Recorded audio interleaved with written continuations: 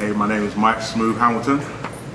I love J Ross TV. What's up, y'all? This your boy J Ross hanging out with my cat Big Mike, y'all. Big Smooth is what we call him.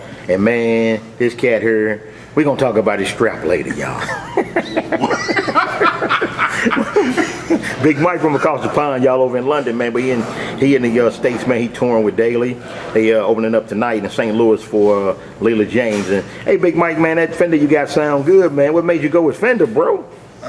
Can't lie. Someone always said to me, you're always gonna end up coming back to Fender. I used to play another bass, which I won't name because I don't want to get in any trouble. But yeah, I used to play other basses. But you know, when you have Fender, you kind of have that. It kind of fits most genres of music nicely. Yeah. So it's rounded enough for pop. It's nice enough to cut through for church.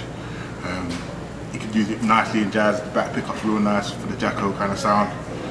Just kind of is that go-to bass, you know what I mean? So yeah.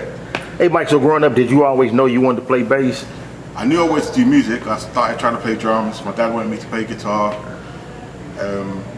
But the one thing I always know is that I just love a nice solid groove and pocket. So yeah, I guess bass is just gets me locked into that. So yeah. Yeah. Man. Hey, so being a family man all the way across the pond, man. How you feel about stuff like that, man, as you continue to and you growing in your profession, man? One day you'll be ruling the world, won't you? Well, that's the aim. Yeah.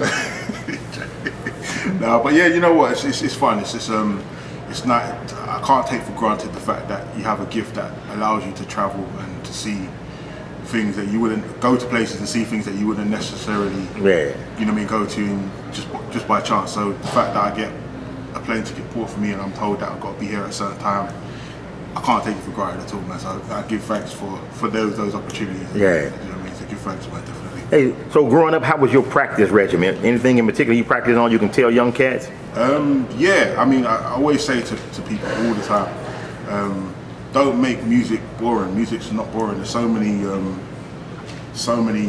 different ways you can go with it, so many different genres, so many different styles, and so many different, you know what I mean? So if you're finding that your practice is boring and you don't want to do it, flip it up, change it up a little bit, do you know what I mean? Have fun with it. I mean, for bass players, as I've said in previous talks before, that we're a groove orientated instrument. So when you practice the scales, practice them groovy ones. So instead of just going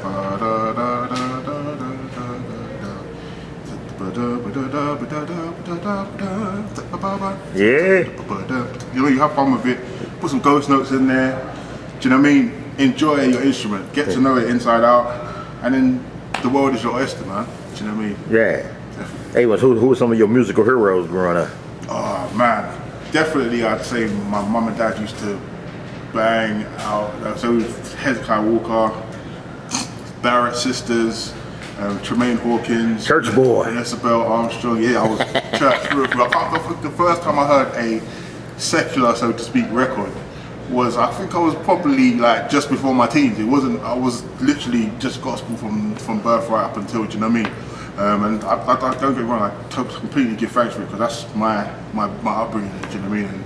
And therefore a predominant part of my sound. Yeah. Yeah, man.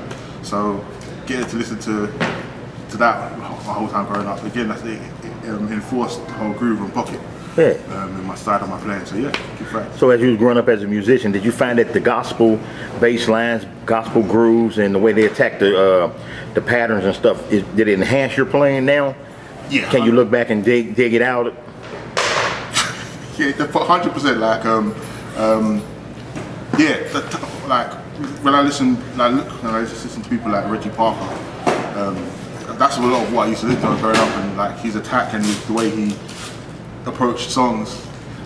Andrew Goucher. Oh yeah. Do you know what I mean? He started. I've forgotten the gentleman that used to play for Reverend Milton Brunson. Absolute beast. Steve Huff. Huff. Yeah. Huff. Yeah, we call him Huff in England. Well, it's Huff. Yeah. They're listening to those guys and Reggie Young as well. Oh yeah. My goodness. Or listen to all them kind of guys. Cause they were the older ones, and listen to them growing up. It was just completely inspirational, and as I said, definitely a fundamental part of my playing.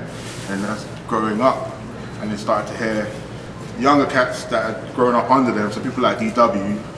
Yeah. You're hearing those guys because they had what the older cats have, and then they got something else, like another newer sound with it as well.